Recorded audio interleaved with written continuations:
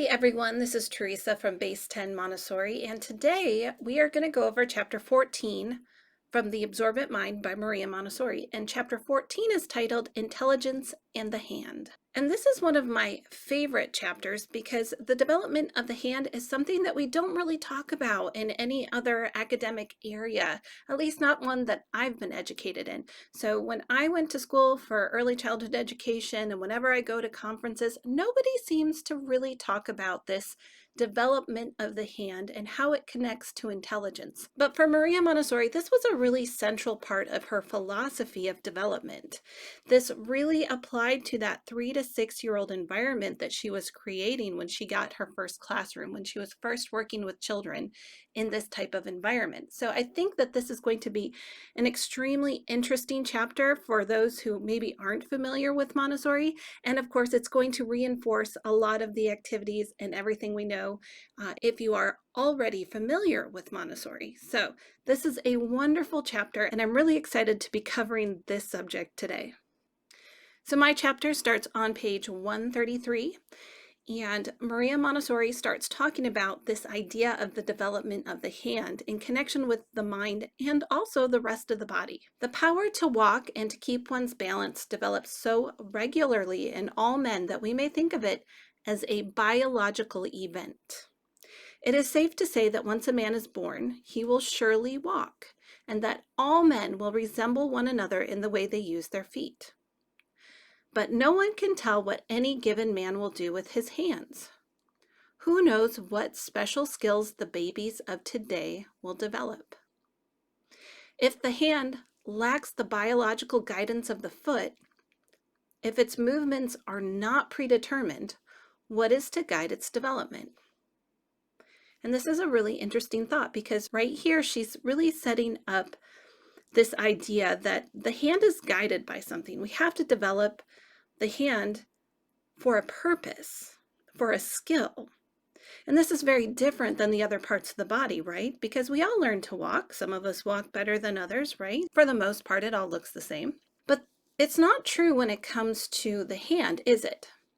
When we talk about the hand, when we talk about that development of the hand, what I do and what someone else does can be entirely different. Some of us learn to sew. Some of us learn to play the piano. Some of us are wonderful artists. Some of us become mechanics and engineers.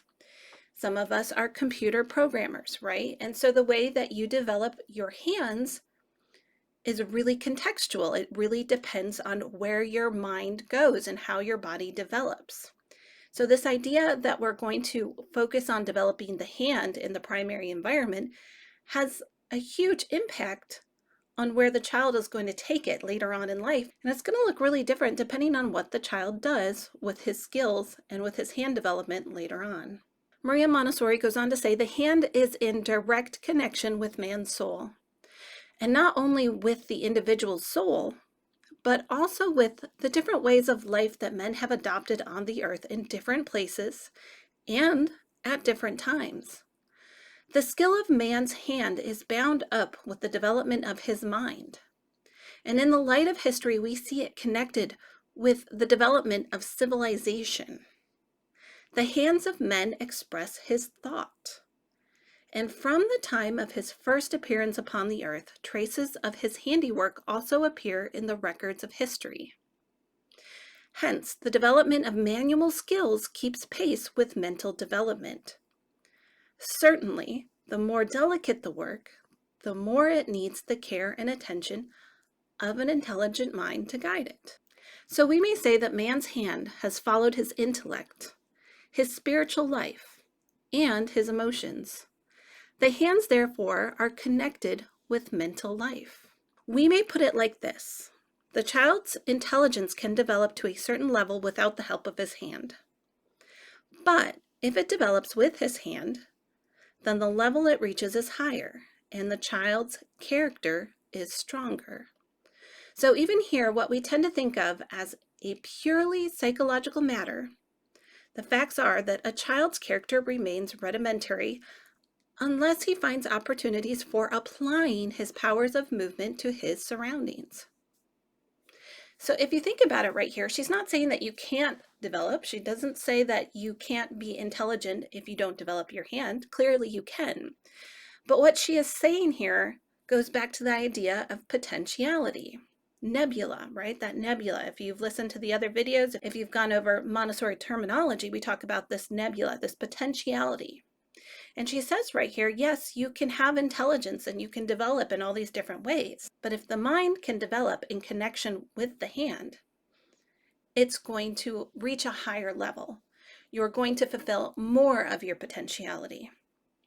And that's really what we're talking about here. And a lot of the times in Montessori, we're talking about that potentiality, that the child is born with all this potentiality, and they'll only reach so much of it. So we really need to prepare the environment and prepare the child to reach as much of that potentiality as possible. And when you think about the 0 to 6 environment, how much of it is now being consumed with iPads, right? Instead of drawing with crayons, instead of drawing with pencils, instead of developing the muscles in the hand, children are now just doing touch screens, and when they get older, they're not developing their hands enough to do physical work. And if they're not able to do physical work as they get older, and if they don't develop anything in that 12 to 18-year-old age group, then we have a disconnection between the hand and the mind. And perhaps that's going to affect a child's purpose in life. Not just in terms of can they mow the lawn, but also what skills do they need to acquire. I'm currently seeing so many children that really need physical therapy just with their hands, just to be able to hold a pencil, just to be able to write. And so when we're talking about that potentiality and we're talking about education and we are eliminating the hand from academic life, the development of the hand, then we are eliminating a huge part of life. That causes a lot of anxiety and depression, right? Everybody wants purposeful work. So we're spending a lot more time in college, we're spending a lot more time in high school and just in education in general, not even thinking about the development of the hand. We're not connecting it with anything. We're not building skills. And we're not allowing 12 to 18-year-olds to have a skills-based education. And when they go into college, they're still not getting a skills-based education. At what point in life do we actually allow children to develop skills? Important skills. Skills to be a surgeon, skills to be a mechanic, skills to be an engineer, skills to be an artist. You know, all of that takes the development of the hand. And on page 136, Dr. Montessori said, the development of movement is therefore duplex. Partly it is tied to biological law, partly it is connected with the inner life, though both kinds are dependent on the use of muscles. Studying the child, we therefore have to follow 2 lines of development: the development of the hand and that of walking and keeping one's balance. In his mental life, the first thing to awaken is his power to observe what lies about him. And it is clear that he must come to know the world in which he is about to move. A work of observation precedes his first movements. And when he begins to move, he will be guided by what he already knows and has become able to perceive. The first sign of movement is the child's effort to grasp or take something. Not till grasping has occurred is the baby's attention drawn to the hand, which enabled him to do it. Prehension, which at first was unconscious, now becomes conscious. Meanwhile, what has been happening to the other pair of limbs? Here, neither intelligence nor consciousness has to intervene. What occurs is anatomical in the shape of a rapid development of the cerebellum, the special organ for controlling the muscles, which keep us in equilibrium. So right here, I have made a diagram that goes over that developmental progression that she was just talking about. So it starts out with the senses, and she talks about hearing and sight in this chapter. And she said that sense of hearing precedes speech, and speech is an acquired skill. So if we go back and look at the sense of sight, that precedes action. So we have here the senses. The senses are responsible for observation. The child is observing the environment through the senses.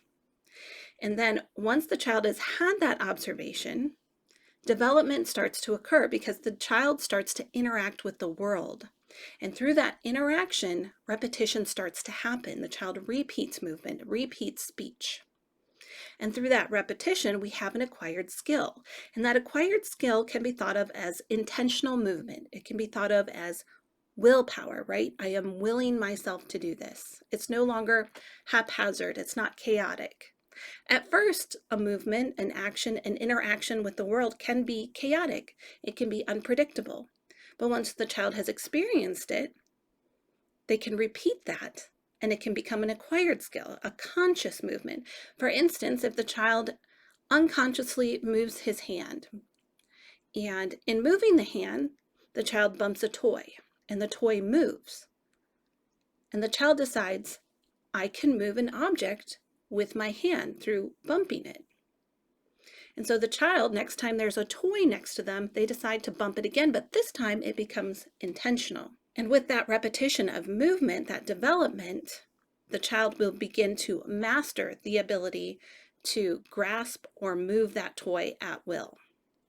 So that's what she's talking about right here, that at first we have this unintentional movement. We have observation through the senses, we have an interaction with the world, which then becomes an acquired skill that allows us to become independent and proficient in different ways.